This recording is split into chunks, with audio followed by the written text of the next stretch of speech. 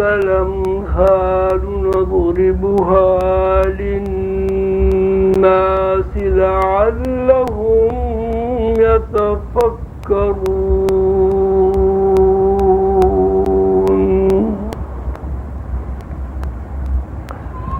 والله الذي لا إله إلا هو عالم الغيب والشهادة هو الرحمن الرحيم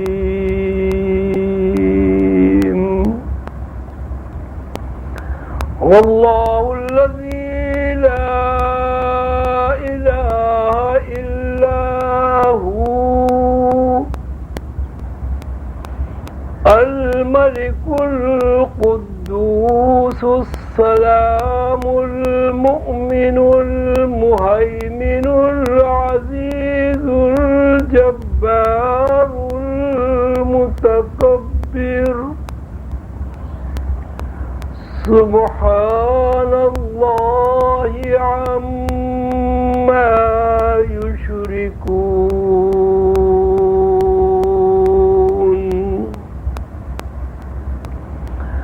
والله الخالق البارئ المصور له الأسماء الحسنى يسبح له ما في السماوات والأرض وهو العزيز الحكيم.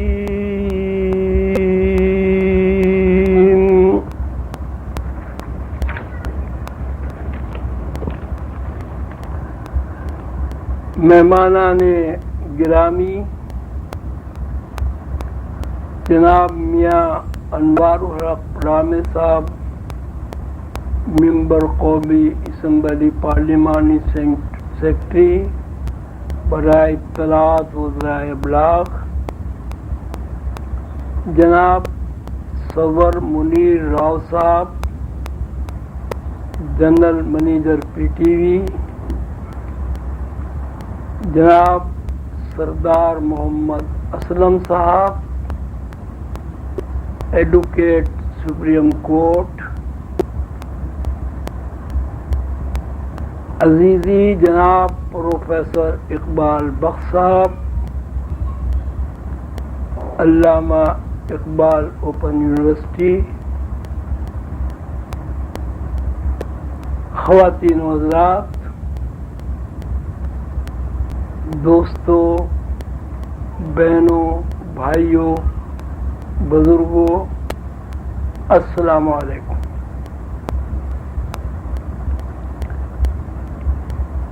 تقریب رونمائی کتاب محمد الرسول اللہ صلی اللہ علیہ وسلم کی پرنور اس تقریب میں میں دل و جان سے حاضر ہونا چاہتا تھا، مگر طبیعت کی ناسازی اور ڈاکٹروں کے پینل کے مشورے بلکہ شدید دباؤ کے تحت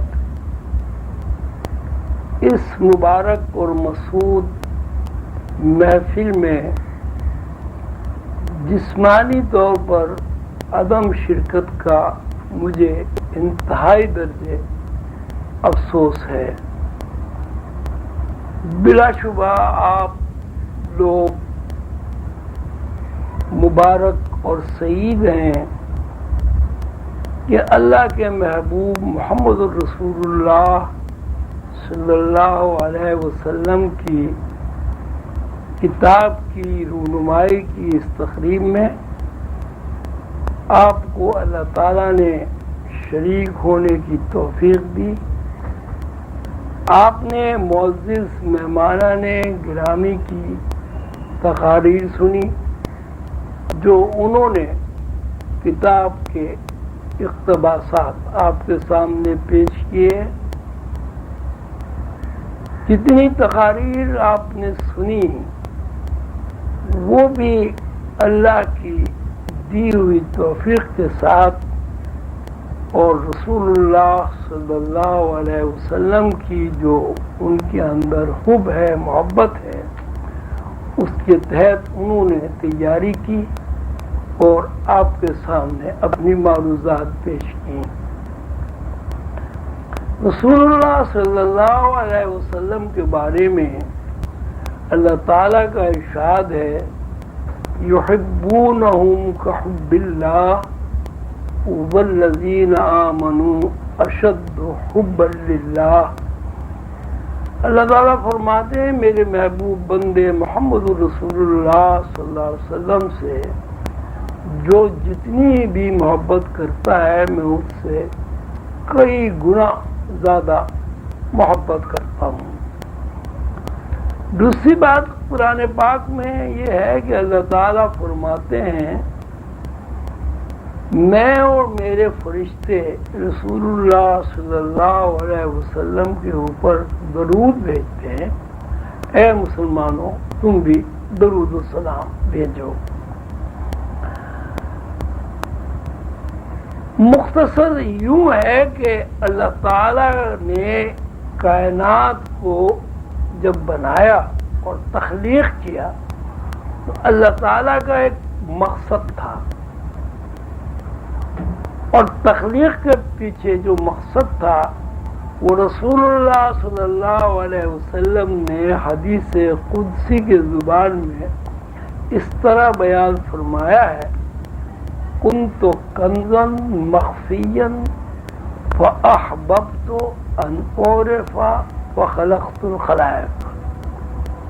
اللہ تعالیٰ فرماتے ہیں میں چھپا ہوا خزانہ تھا، میں نے مخلوق کو محبت کے ساتھ اس لیے تخلیق کیا تاکہ مخلوق مجھے پہچانے. اس پہچاننے کے لیے ایک اللہ تعالیٰ نے پروگرام بنایا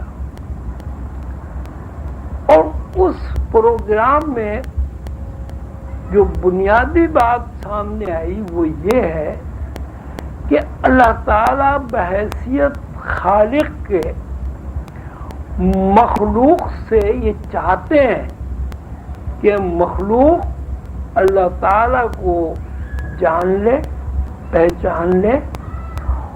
اور یہ اس وقت ممکن ہے کہ جب مخلوق کو اپنے مخلوق ہونے کا ادراک حاصل ہو.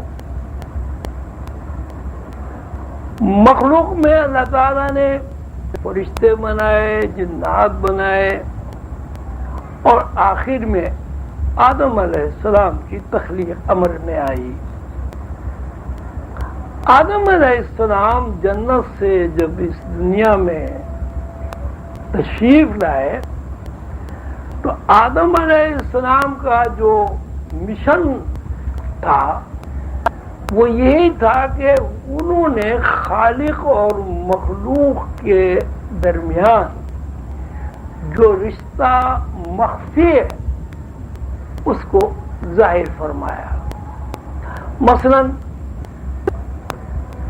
حضرت آدم علیہ السلام نے جب توبہ استغفار کی تو سب سے پہلے فرمایا اللہ تعالیٰ کے ارشاد کے مطابق ربنا ظلمنا انفسنا وَإِن لَّمْ تَغْفِرْ لَنَا وَتَرْحَمْنَا لَنَكُونَنَّ مِنَ الْخَاسِرِينَ. اے رب ہم نے اپنے اوپر ظلم کیا ہے اور آپ سے معافی کے خواستگار ہیں. اگر آپ نے ہمیں معاف نہیں کیا تو ہمارے لیے خسارے کے علاوہ دوسری کوئی شے باقی نہیں ہے. اس آیت مبارکہ میں غور کرنے سے واضح طور پر اس بات کا ثبوت فراہم ہو جاتا ہے کہ حضرت آدم علیہ السلام نے اللہ تعالیٰ کے ساتھ ربوبیت اور بندگی کا رشتہ قائم کیا ہے اور ساتھ ساتھ بحیثیت مخلوق کے عاجزی اور انکساری کا بھی اظہار فرمایا۔ آدم علیہ السلام کے بعد بے شمار پیغمبر آئے جن کی تعداد 1,24,000 بتائی جاتی ہے۔ 1,24,000 پیغمبروں میں جو بہت زیادہ نمایاں نام ہے وہ حضرت ابراہیم علیہ السلام کا ہے۔ حضرت ابراہیم علیہ السلام کے بعد پھر پیغمبروں کا سلسلہ شروع ہوا۔ حضرت ابراہیم علیہ السلام کی اولاد میں حضرت اسماعیل علیہ السلام اور حضرت اسحاق علیہ السلام دنیا میں تشریف لائے۔ حضرت اسماعیل علیہ السلام کی اولاد میں سیدنا حضور صلی اللہ علیہ وسلم کا نام گرامی ہمارے سامنے ہے، اور حضرت اسحاق علیہ السلام کی اولاد میں حضرت موسیٰ، حضرت عیسیٰ، حضرت سلیمان، حضرت داؤد اور تقریباً 25 پیغمبروں کا تذکرہ ملتا ہے۔ ان پیغمبروں کی تعلیمات پر اگر غور کیا جائے تو ہر پیغمبر نے یہی اعلان کیا ہے کہ ایک اللہ ہے جس نے تمہیں پیدا کیا ہے، اور وہی اللہ ہے جس نے تمہیں پیدا کر کے تمہارے لیے زندگی کے وسائل فراہم کیے ہیں، اور وہ وسائل اس طرح فراہم کیے ہیں کہ اس میں تمہارا کوئی ذاتی عمل دخل نہیں ہے۔ اللہ تعالیٰ نے بس کیونکہ تمہیں زندگی گزارنی ہے اس لیے اللہ تعالیٰ نے اپنی ذمہ داری لے لی ہے کہ تمہارے لیے وسائل عطا فرمائیں گے۔ اسی بات کو اللہ تعالیٰ نے فرمایا ان اللہ یرزق من یشاء بغیر حساب۔ پیغمبروں کا یہ سلسلہ چلتا رہا، پیغمبر آتے رہے۔ اللہ تعالیٰ نے قرآن پاک میں یہ بھی فرمایا ہے کہ زمین کا کوئی چپا ایسا نہیں ہے کہ جس میں اللہ تعالیٰ نے ایسے ہادی نہ بھیجے ہوں کہ جنہوں نے یہ نہ بتایا ہو کہ واحد ذات اللہ کی ہے اور باقی ہر شے اللہ کی محتاج ہے اور وہ مخلوق ہے۔ اللہ تعالیٰ نے قرآن پاک میں سورہ اخلاص میں بھی فرمایا قل واللہ احد اللہ الصمد لم یلد ولم یولد ولم یکن لہ کفوا احد، کہ اللہ ایک ہے۔ آپ غور فرمائے، مخلوق ایک نہیں ہوتی، مخلوق ہمیشہ کثرت ہوتی ہے۔ اللہ الصمد، اللہ محتاج نہیں ہے کسی چیز کا۔ مخلوق کی تعریف ہی یہ ہے کہ وہ محتاج ہوتی ہے، پیدائش کی محتاج، کھانے پینے کی محتاج، جوانی کی محتاج، بڑھاپے کی محتاج، پیدائش کی محتاج، موت کی محتاج۔ اسی طرح لم یلد ولم یولد، اور مخلوق کے لیے یہ بھی ضروری ہے وہ کسی کی اولاد ہو، کسی کی باپ ہو۔ ولم یکن لہ کفوا احد، اور مخلوق کا کوئی نہ کوئی خاندان بھی ہوتا ہے جبکہ اللہ کا کوئی خاندان نہیں ہے۔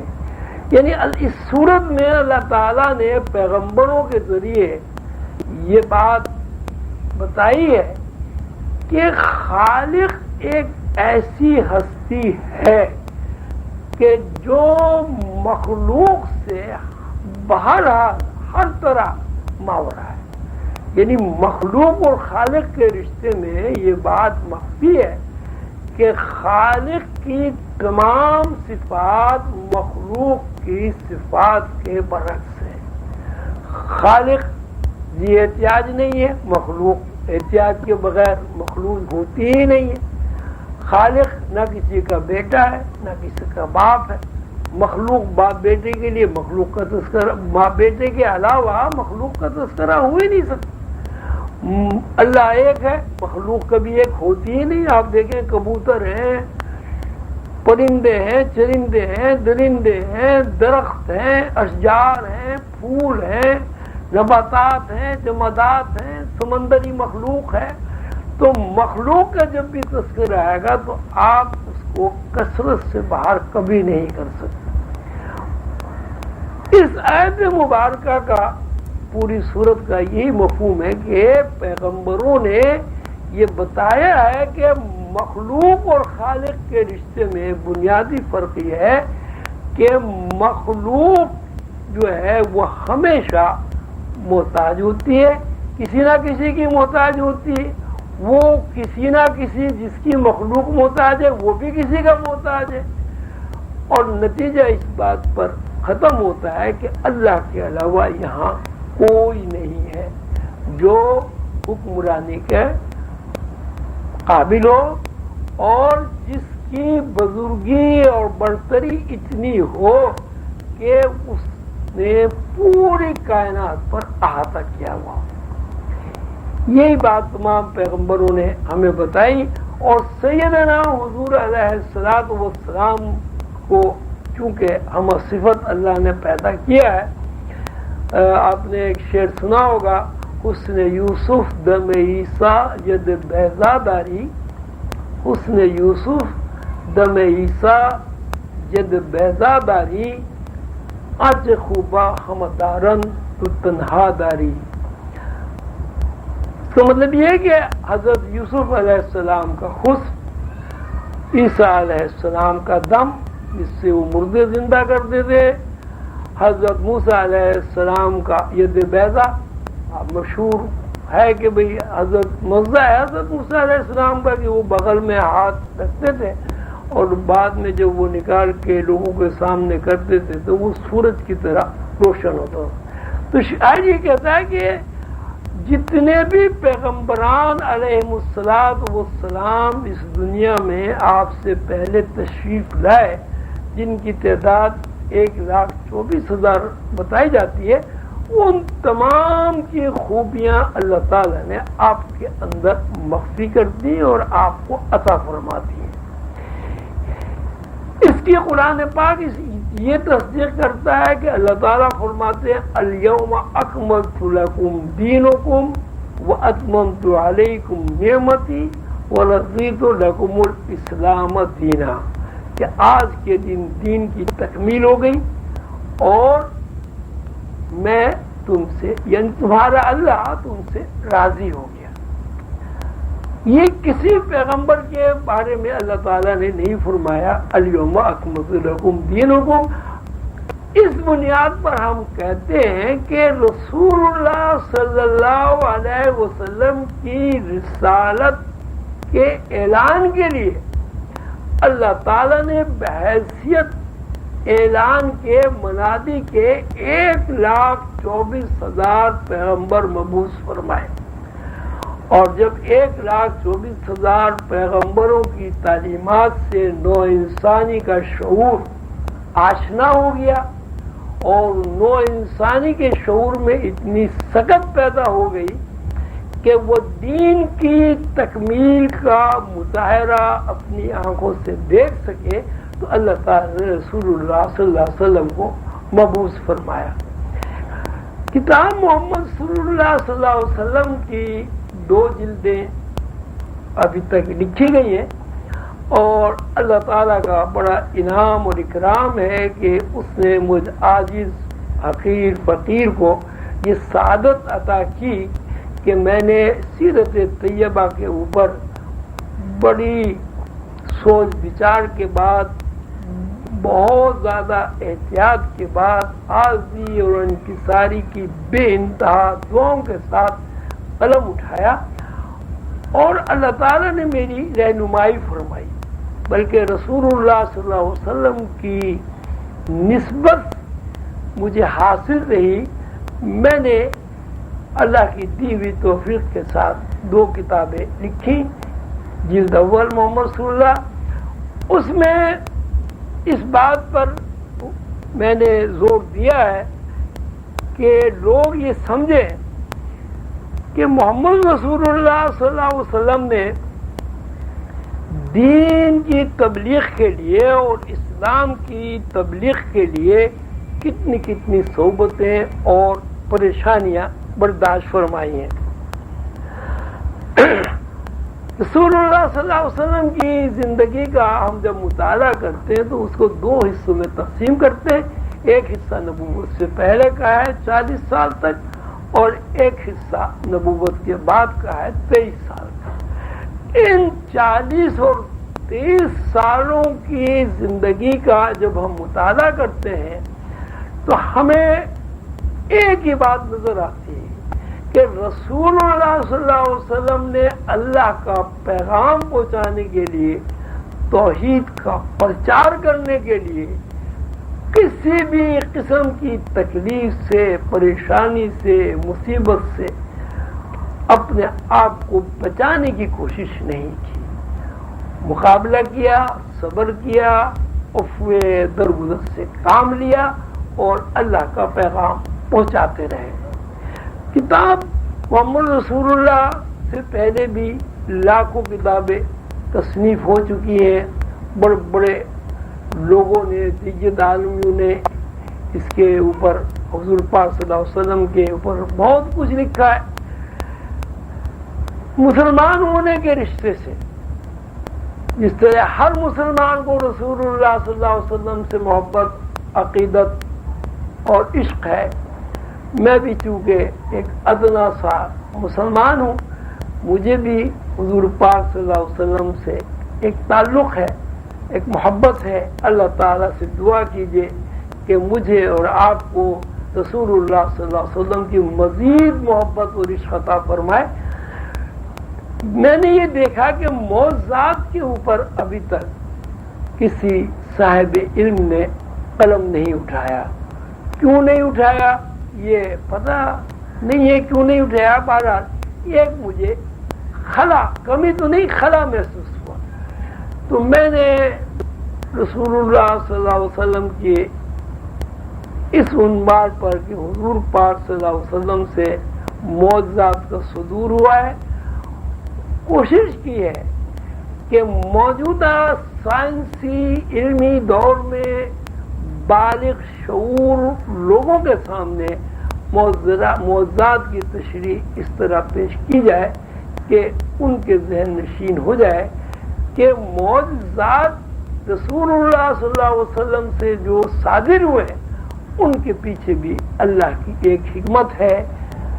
رسول اللہ صلی اللہ علیہ وسلم کی ہر بات مکمل حکمت ہے، قرآن پاک کی ہر بات مکمل حکمت ہے، لیکن اس حکمت کا شعور ہمیں اس وقت حاصل ہو سکتا ہے کہ جب ہم قرآنی آیات کے تراجم پڑھ کے ان میں تفکر کریں اور رسول اللہ صلی اللہ علیہ وسلم کی سیرت طیبہ کے ہر پہلو پر غور و فکر کریں، اور غور و فکر کے نتیجے میں اللہ سے، اللہ کے رسول سے، قرآن سے اور حدیث سے رہنمائی حاصل کریں. اس صورت میں ہمارے اوپر غیب کی دنیا کے بہت سارے مشاہدات ہوں گے، ہمارے علم میں ترقی ہوگی، ہمارے دین میں استحکام پیدا ہوگا. اللہ تعالیٰ کا ارشاد ہے قولوا اسلمنا. یہ لوگ کہتے ہیں کہ ہم مسلمان ہیں، وَلَمَّا يَدْخُلِ الْإِيمَانَ فِي قُلُوبِكُمْ، لیکن ابھی ان کے دلوں میں ایمان داخل نہیں ہوا. حاضرین کرام، یہ بہت غور طلب بات ہے سب کے لیے کہ ہم مسلمان تو ہیں، لیکن اللہ تعالیٰ کے ارشاد کے مطابق ابھی ہمارے دلوں میں ایمان داخل نہیں ہوا. ایمان سے مراد لغوی اعتبار سے آپ اگر دیکھیں وہ یہ ہے کہ ایمان سے آدمی کے اندر یقین پیدا ہوتا ہے، اور یقین سے آدمی کے اندر مشاہداتی قوت پیدا ہوتی ہے. آج کے مسلمان میں جو کمی ہے وہ یہی ہے کہ ہمارے اندر مشاہداتی جو قوتیں ہیں وہ نہ صرف یہ کمزور پڑ گئی ہیں بلکہ ایسا لگتا ہے کہ معدوم ہو گئی. آپ غور فرمائیں، رسول اللہ صلی اللہ علیہ وسلم نے جو نمازیں ہمیں عطا فرمائیں ان نمازوں میں کوئی رد و بدل نہیں ہوا. رسول اللہ صلی اللہ علیہ وسلم نے جو ہمیں قرآن عطا فرمایا اس کے زیر، زبر، حرف، نقطے کسی میں کوئی فرق نہیں آیا. رسول اللہ صلی اللہ علیہ وسلم کی جو صحیح احادیث ہم تک پہنچی ہیں ان میں کوئی رد و بدل نہیں ہوا، روزے میں رد و بدل نہیں ہوا، حج میں رد و بدل نہیں ہوا، پھر کیا وجہ ہے کہ آج کے دور میں سب سے زیادہ بدنام اگر ہے کسی قوم میں تو مسلمان قوم بدنام ہے؟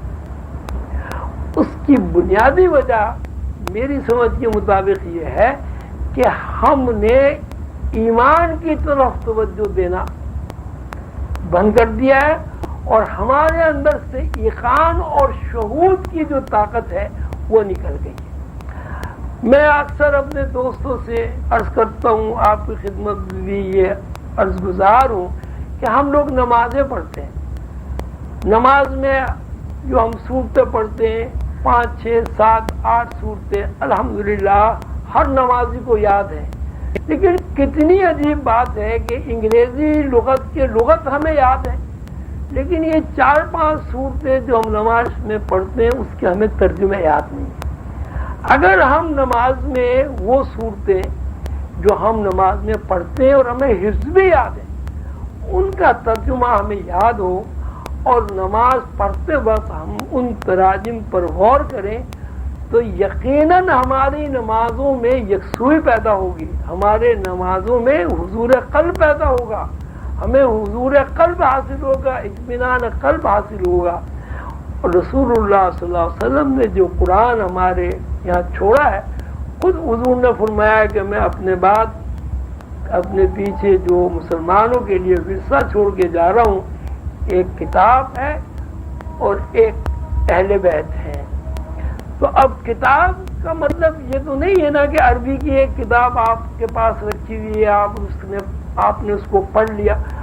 غور طلب بات یہ ہے کہ جب آپ نے اس کو پڑھ لیا کتنی بڑی سعادت آپ کو حاصل ہو گئی۔ اگر اس کا ترجمہ بھی پڑھ لیا جائے اور اس پر غور و فکر بھی کیا جائے اور ساتھ ساتھ رسول اللہ صلی اللہ علیہ وسلم کی سیرت طیبہ کا بار بار مطالعہ کیا جائے، ہر کام کرنے سے پہلے ہمارے ذہن میں یہ بات آ جائے کہ رسول اللہ صلی اللہ علیہ وسلم نے کون سا کام پسند کیا ہے اور کون سا کام ناپسند کیا ہے، تو ہماری زندگی سدھر جائے گی اور مسلمانوں کی ذبح حالی بھی ختم ہو جائے گی اور ہماری جو یہ ذلت اور رسوائی ہے انشاءاللہ ہم اس سے بھی نجات حاصل کر لیں گے۔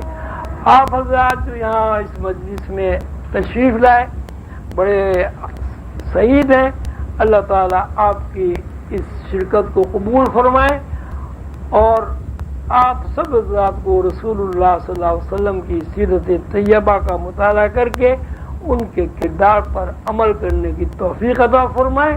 میرے لیے بھی دعا فرمائیں کہ اللہ تعالیٰ مجھے رسول اللہ صلی اللہ علیہ وسلم کی شفقت سے، محبت سے، نسبت سے مالا مال فرمائے۔